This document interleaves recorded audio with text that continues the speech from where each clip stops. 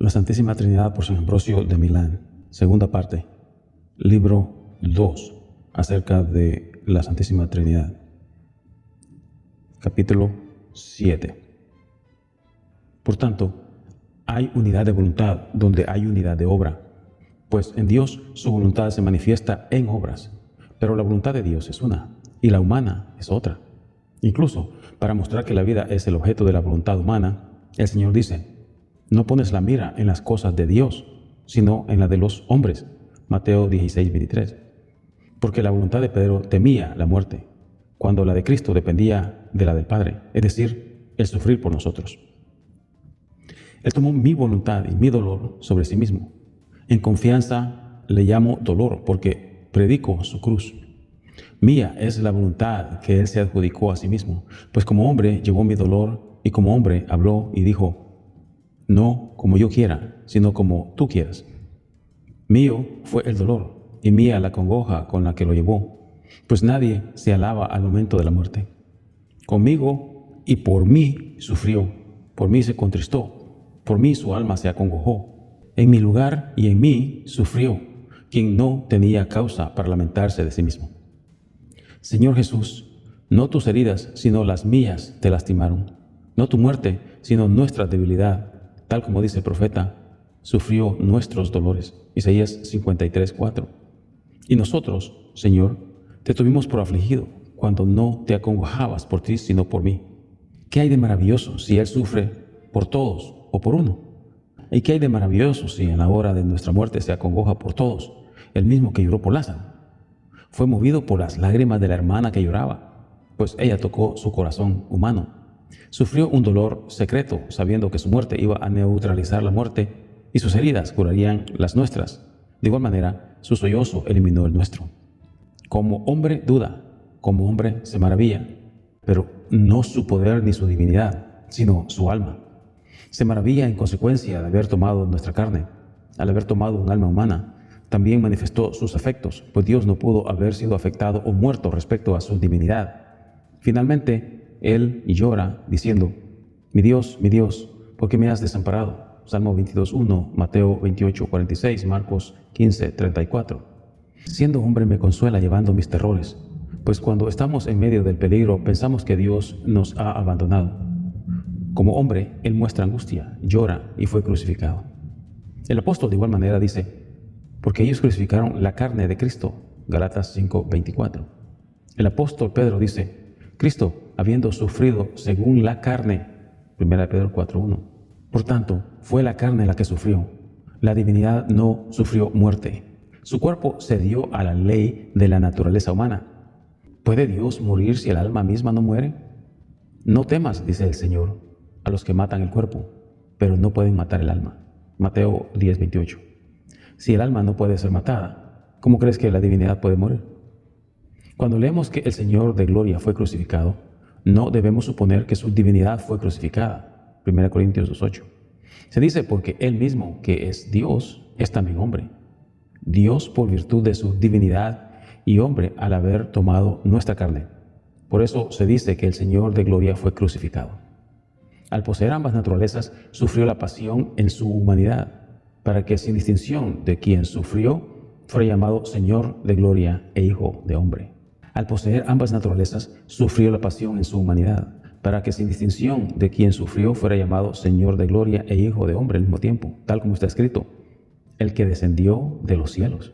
Juan 3:13. Capítulo 8.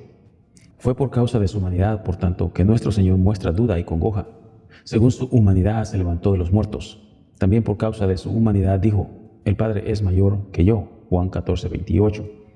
Pero cuando leemos: salí del Padre y he venido al mundo, otra vez dejo el mundo y voy al Padre. Juan 16:28. ¿Cómo regresa sino por la muerte? ¿Y cómo vino sino por la resurrección? Incluso para mostrarnos que habló respecto a su ascensión, agrega: he aquí les he dicho antes que suceda, para que cuando sucedan estas cosas puedan creer. Juan 14:29. Él hablaba de los sufrimientos y la resurrección de su cuerpo, y que por esa resurrección los que dudaban pudieran creer. Pues Dios está presente en todo lugar y no pasa de un lugar a otro. Así como un hombre va, también Él viene. Incluso dice en otro lugar, levántense, vámonos de aquí. Juan 14:31. Él va y viene en común con nosotros. ¿Cómo puede ser menos que Dios cuando Él es Dios perfecto y verdadero Dios? Sin embargo, en su humanidad, Él es menor. Si todavía te maravilla que Él, hablando en su humanidad, llama al Padre mayor, debes ver también que en su humanidad se llama a sí mismo gusano. Dice, pero yo soy gusano, no hombre. Salmo 22:6. Y también dice, fue llevado como cordero al matadero. Isaías 53:7. Si dices que Él es menor que el Padre en este respecto, lo concedo. Sin embargo, usando las palabras de la Escritura, Él no fue engendrado inferior, sino hecho menor. Hebreos 2:9. Es decir, hecho inferior. ¿Cómo fue hecho inferior quien estando en la forma de Dios no consideró el ser igual que Dios, sino que se vació a sí mismo? Filipenses 2:6-7. No dejó de ser lo que era, sino que tomó para sí lo que no era, es decir, la forma de siervo. Incluso para que entendiéramos que la frase fue hecho menor al tomar cuerpo, David muestra que Cristo habla como hombre cuando dice, ¿qué es el hombre para que te acuerdes de él? ¿O el hijo del hombre para que le visites? Lo has hecho un poco menor que los ángeles. Salmo 8:5-6. Interpretando este pasaje, el apóstol dice, vemos a Jesús hecho menor que los ángeles, coronado con gloria y honor, al haber sufrido la muerte por todos, y esto aparte de su divinidad. Hebreos 2:9. Así, el Hijo de Dios fue hecho menor que el Padre, e incluso que los ángeles. Y si quieres usar eso para deshonrarlo, te pregunto si el Hijo, respecto a su divinidad, es menor que los ángeles que le sirven. Así, en tu propósito de eliminar su honor, terminas en blasfemia, exaltando a los ángeles sobre el Hijo de Dios, cuando Él dijo, el siervo no es mayor que su Señor. Los ángeles les sirven incluso en su encarnación, con tal que puedas reconocer sus sufrimientos en la carne, no la pérdida de su majestad por esa encarnación, pues Dios no puede sufrir pérdida en sí mismo, mientras la naturaleza humana, tomada de la Virgen, no agrega ni le quita a su poder divino. Él, poseyendo la plenitud de su divinidad y gloria, Filipenses 2:6-7, no es inferior al Padre. Mayor e inferior son distinciones propias de la existencia corporal. Alguien es mayor en rango, cualidad, edad, etc. Esas palabras pierden su sentido cuando queremos hablar de las cosas de Dios. Como es costumbre, se llama mayor al que instruye e informa a otros, pero tal no es el caso respecto a la sabiduría de Dios. Él no ha recibido instrucción de otro anterior a Él, pues Él mismo ha puesto el fundamento de toda enseñanza. Mira cuán sabiamente escribió el apóstol, para que, aparte de Dios, pudiera probar la muerte por nosotros. Así, evitando el pensar que la divinidad haya sufrido alguna pasión en lugar de la carne. Si nuestros oponentes no han hallado medios para probar al Padre mayor que el Hijo, no deberían pervertir las palabras con falsos reportes, sino buscar el significado real. Les pregunto, ¿por qué quieren estimar al Padre mayor? Si es porque Él es el Padre, entonces respondo que no tenemos preguntas de edad o tiempo, pues el Padre no se distingue con canas, ni el Hijo con juventud, pues es bajo estas condiciones que depende la dignidad mayor de un Padre. Pero Padre e Hijo son nombres que unen en lugar de separar, pues no hay pérdida de dignidad mientras los hombres estén unidos por lazos familiares y esto no los divide. Si los herejes no pueden probar sus teorías, por lo menos deberían creer el testimonio de las Escrituras. Los evangelistas testifican que el Hijo no es menor que el Padre, por el hecho de ser Hijo. El mismo Hijo declara que es igual cuando dice, los judíos lo buscaban para matarlo, pues no solamente quebrantaba el sábado, sino también llamaba a Dios su propio Padre, haciéndose igual a Dios. Juan 5:18. Esto no lo dijeron los judíos, es el evangelista que testifica que Cristo, al llamarse Hijo de Dios, se hacía igual a Dios. Pues los judíos se describen como diciendo, por esta causa nosotros lo buscamos para matarle. El evangelista, hablando por sí mismo, dice, los judíos lo buscaban para matarle. Incluso él declara la causa al decir que los judíos querían matarlo, porque siendo Dios quebrantó el sábado y con ello declaró a Dios su propio Padre. Él se adscribió a sí mismo la majestad de la autoridad divina al quebrar el sábado y también al hablar de Dios como su Padre, declaró su igualdad eterna. Más apropiada fue la respuesta del Señor a estos judíos, probándose igual con Dios. Dice, también el Hijo la hace de igual manera. Juan 5:19. Por tanto, el Hijo es descrito y probado igual al Padre. Una igualdad verdadera que excluye alguna diferencia en la divinidad del Padre y del Hijo. No hay igualdad en donde no hay diferencia, ni hay igualdad donde existe una sola persona, pues nadie es igual a sí mismo. Así, el evangelista muestra por qué es correcto y santo llamar a Cristo Hijo de Dios, es decir, igual con Dios o igual a Dios. De aquí el apóstol, siguiendo la revelación, dice, no estimó un premio el ser igual a Dios. Filipenses 2:6. Pues lo que el hombre no tiene, busca obtenerlo como un premio, la igualdad con el Padre en divinidad y señorío. Él posee en su propia sustancia. No lo ha obtenido como un premio. Por tanto, el apóstol agrega, tomó la forma de siervo. Ahora, seguro, un siervo es el opuesto de igual. En la forma de Dios, el Hijo es igual al Padre, pero en la forma de siervo es inferior, pues tomó nuestra carne y los sufrimientos humanos. ¿Cómo puede la misma naturaleza ser igual y menor? ¿Cómo, si el Hijo es inferior, puede hacer las cosas como las que hace el Padre? ¿Cómo puede haber igualdad de operaciones con diversidad de poderes? ¿Puede el menor efectuar obras de igual magnitud que las del mayor? ¿Puede haber unidad de operación cuando hay diversidad de sustancia? Admite que Cristo, respecto a su divinidad, no es inferior al Padre. Cristo habla a Abraham de esta manera: he jurado por mí mismo. Génesis 22:16. Ahora bien, el apóstol muestra que el que jura por sí mismo no puede ser inferior a otros. Cuando Dios prometió a Abraham, juró por sí mismo al no haber nadie mayor, diciendo, te bendeciré y te multiplicaré. Génesis 22:16. Por tanto, Cristo no tiene a nadie mayor y por eso juró por sí mismo. Incluso el apóstol agrega justamente, los hombres juran por uno mayor que ellos. Hebreos 5:13-14. Pero Dios no tiene uno que le sea mayor.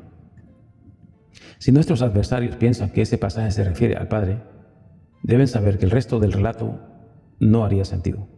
El Padre no se le apareció a Abraham, ni Abraham lavó los pies de Dios el Padre, sino los pies de aquel en cuya imagen el hombre llegaría a ser. Primera de Juan 3:2-3.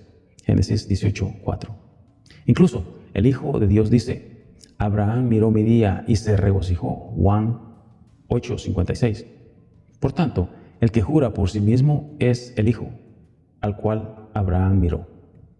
¿Y cómo puede tener alguien mayor que sí mismo, siendo uno con el Padre en la divinidad? Donde hay unidad, no hay desigualdad, mientras entre mayor y menor la distinción. El significado del pasaje ante nuestros ojos respecto al Padre y al Hijo es que ninguno es mayor, pues no hay diferencia que divida al Padre del Hijo en su divinidad, pues hay una sola majestad. Capítulo 9. No tengo temor de las objeciones extras tras otra respecto a este asunto, es decir, Cristo sea inferior por haber sido enviado. Incluso, si fuera inferior, no se puede probar por el hecho de haber sido enviado. Por otro lado, sus títulos que declaran igualdad son prueba sólida en las Escrituras, ya que todos honran al Hijo como honran al Padre. Juan 5:26. Es real que el Hijo no es inferior por el hecho de ser enviado. No te quedes atrapado en los callejones angostos del lenguaje humano. Mejor quédate en el sentido llano de las palabras y cree los datos. Considera lo que dijo el Señor Jesucristo en Isaías, es decir, que fue enviado por el Espíritu. Isaías 61:1. ¿Es el Hijo menor que el Espíritu porque el Espíritu lo envía? Mira que el Hijo dice que fue enviado por el Padre y por el Espíritu. Él también dice, yo soy el principio. Isaías 48:12. También dijo, vivo para siempre y mi mano está sobre los fundamentos de la tierra. Mi derecha ha hecho los cielos y permanecen. Isaías 48:13. Luego dice, he hablado y llamado, lo he criado y he prosperado sus caminos. Acércate a mí y oye estas cosas. No he hablado en secreto desde el principio. Cuando fueron creadas, ahí estaba yo. Ahora, el Señor y su Espíritu me enviaron. Isaías 48:15-16. El que hizo los cielos y la tierra dice que fue enviado por el Señor y por su Espíritu. Aquí miras que las limitaciones del lenguaje no minimiza al enviado en su visión. Él es enviado por el Padre y también por el Espíritu. Y para que veas que no hay diferencia de separación en la majestad, el Hijo en su lugar envía al Espíritu, como si hubiera dicho: pero cuando venga el Espíritu, a quien enviaré del Padre, el Espíritu de verdad que procede del Padre. Juan 5:26. Este Paráclito también es enviado por el Padre. Dice: el Espíritu Santo que el Padre enviará en mi nombre. Juan 14:26. Mira la unidad de ellos, pues a quien Dios el Padre envía, el Hijo también envía, y a quien el Padre envía, el Espíritu también envía. Si los arrianos no aceptan que el Hijo fue enviado porque leemos que está a la diestra del Padre, entonces ellos mismos confesarán del Padre lo que niegan del Hijo, a menos que ellos presenten a otro Padre o a otro Hijo. Deben hacer la paz por sus discusiones sobre palabras, pues del reino de Dios, así como está escrito, no consiste de palabras persuasivas, sino en poder. Atendamos la distinción entre la divinidad y la carne. En cada ocasión habla uno solo, el Hijo de Dios, pues cada naturaleza está presente en él. Sin embargo, siendo una persona la que habla, no siempre habla de la misma manera. Algunas veces habla como Dios y otras veces como hombre. Mira la gloria de Dios y los afectos del hombre. Como Dios habla las cosas de Dios, porque es la palabra y el logos. Como hombre habla las cosas del hombre, porque habla en nuestra naturaleza. Este es el pan vivo que descendió del cielo. Juan 6:51. Este pan es su carne, tal como lo dijo. Este pan que les doy es mi carne. Juan 6:51. Este es el que descendió de los cielos, a quien el Padre santificó y envió a este mundo. Incluso, las mismas palabras declaran que no es la divinidad la que necesita santificación, sino la carne. Pues el Señor dice: me santifico a mí mismo por ellos. Juan 17:19. Para que tú reconozcas que Él es santificado en la carne por nosotros y santifica por la virtud de su divinidad. Este es el mismo a quien el Padre envía, el cual nació de una mujer bajo la ley, Gálatas 4:4, como dice el apóstol. Este Hijo es el que dice: el Espíritu del Señor está sobre mí, por tanto, me ungió para dar buenas nuevas a los pobres, Isaías 61:1, Lucas 4:18. Es el mismo que dice: mi doctrina no es mía, sino la del que me envió. Si alguien hace su voluntad, conocerá la doctrina, si es de Dios o si hablo por mi propia cuenta. Juan 7:16-17. La doctrina de Dios es una cosa, la doctrina de los hombres es otra. De esta manera, cuando los judíos, considerándolo simplemente un hombre, interrogaron respecto a su enseñanza, dijeron: ¿cómo este hombre sabe estas letras sin haber estudiado? Juan 7:15. Jesús respondió: mi doctrina no es mía, porque al enseñar sin elegancia de letras, enseña no como hombre, sino como Dios. Él ha puesto y divisado todos los caminos de la disciplina, como leemos anteriormente. Pues como Hijo de Dios se dice de él: este es nuestro Dios, y nadie puede comparársele. Ha puesto todos los caminos de la disciplina. Después de esto, él fue mirado en la tierra y habló con los hombres. Sabiduría 3:36, Baruch 3:36. ¿Cómo pudo él, siendo divino, no tener su propia doctrina cuando él mismo fundó los caminos de la disciplina antes de ser visto en la tierra? ¿O cómo puede ser inferior de quien se dice: no hay quien se le compare? Seguramente es incomparable y nadie puede compararse, y con esto evitemos alguna comparación con el Padre.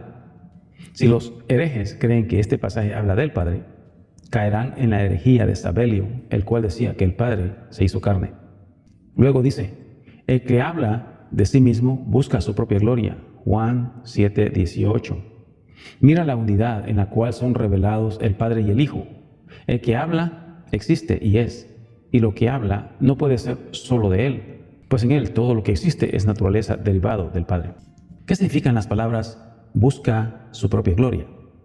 No significa una gloria en la que el Padre no tenga parte, porque el Verbo de Dios es su gloria. Nuestro Señor dice: para que ellos puedan ver mi gloria. Juan 17:24. Pero esa gloria del Verbo es también la gloria del Padre, como está escrito: el Señor vendrá en la gloria de su Padre. Mateo 16:27. Respecto a su deidad, el Hijo de Dios tiene su propia gloria, al punto que la gloria del Padre y la del Hijo son una sola. Por tanto, no es inferior en gloria, pues la gloria es una, y tampoco es inferior en divinidad, porque la plenitud de la deidad está en Cristo. Colosenses 1:19-2:9. Te preguntarás: ¿por qué está escrito: Padre, la hora ha llegado, glorifica a tu Hijo? Juan 17:1. y dirás que Él necesita ser glorificado y por tanto parece no ser igual al Padre. Tus ojos miran muy en corto. No has leído el resto del texto, pues dice, para que tu Hijo pueda glorificarte. ¿Acaso carece el Padre de gloria y por eso necesita que el Hijo lo glorifique? Capítulo 10.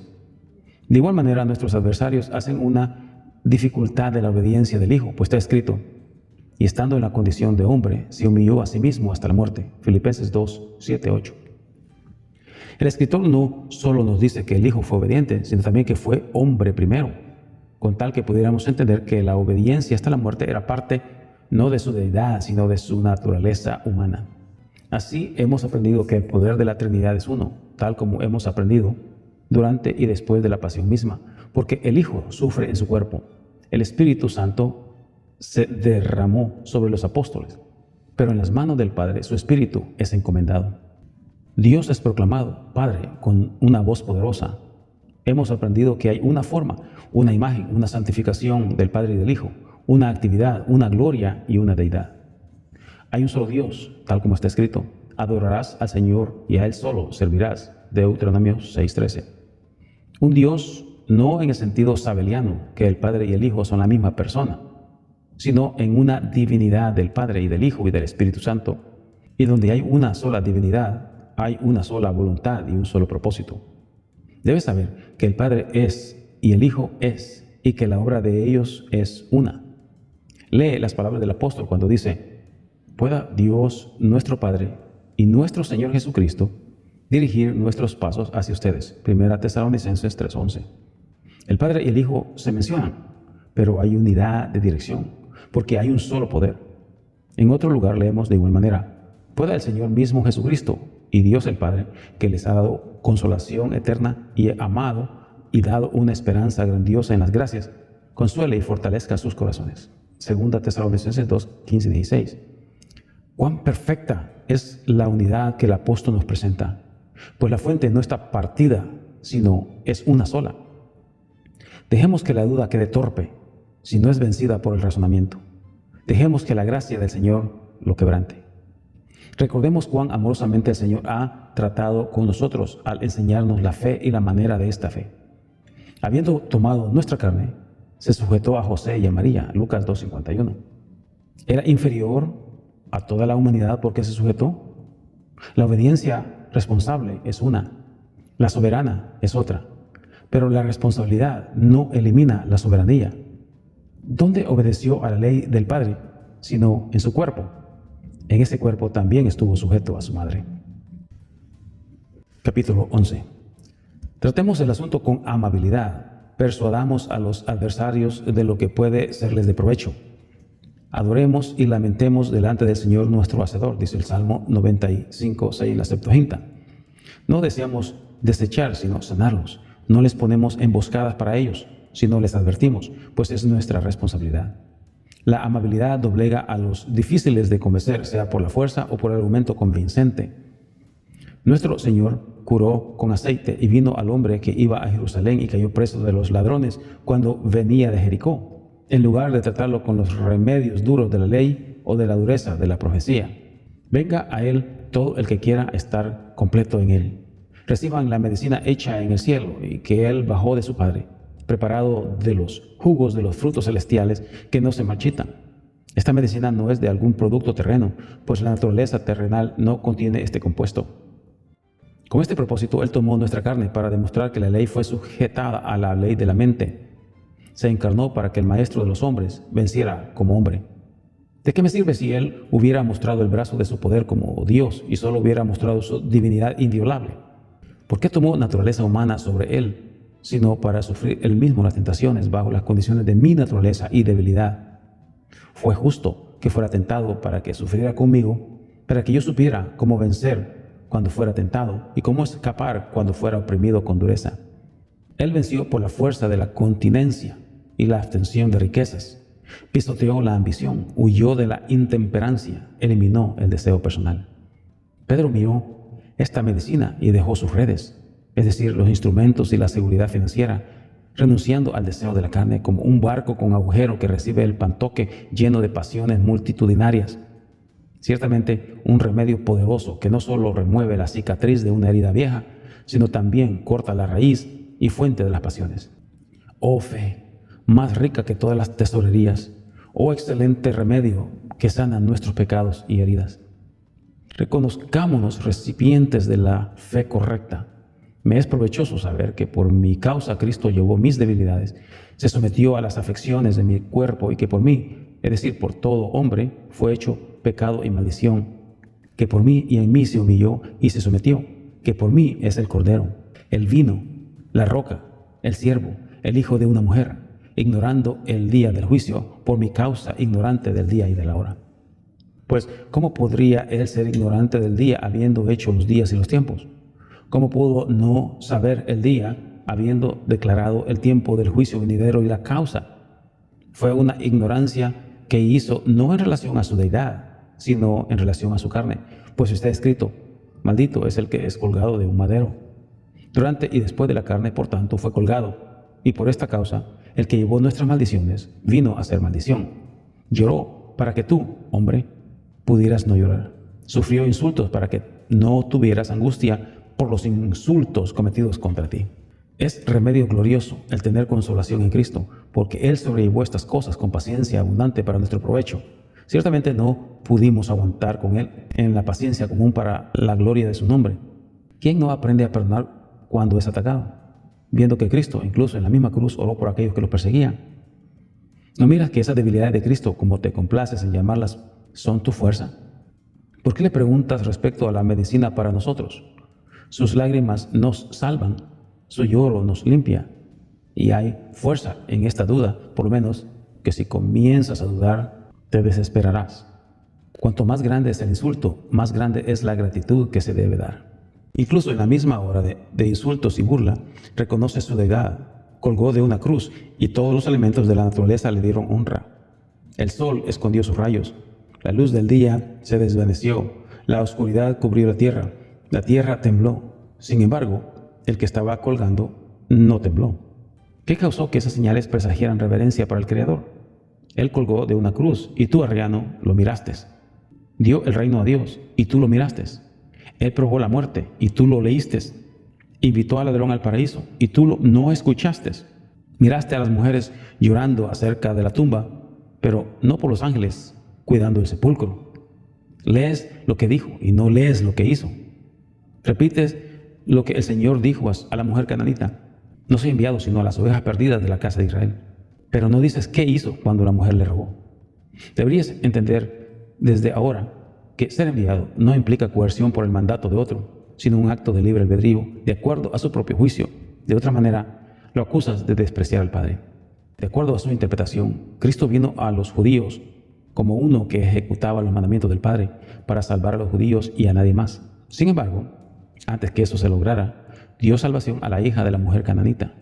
Él no solo ejecutó la instrucción de otro, sino también tenía libertad para ejercer su propio juicio, porque donde hay libre albedrío para actuar como una voluntad, no puede haber transgresión de las condiciones de la misión de alguien.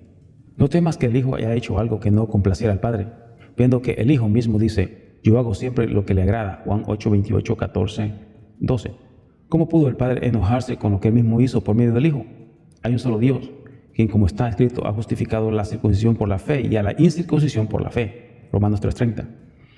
Lee toda la Escritura, marca todo de manera diligente. Entonces encontrarás que Cristo se manifestó a sí mismo al punto que Dios pudiera ser discernido en el hombre. No malentiendas maliciosamente la exaltación del Hijo en el Padre cuando oyes al Padre declarar su complacencia en el Hijo. La Santísima Trinidad por San Ambrosio de Milán.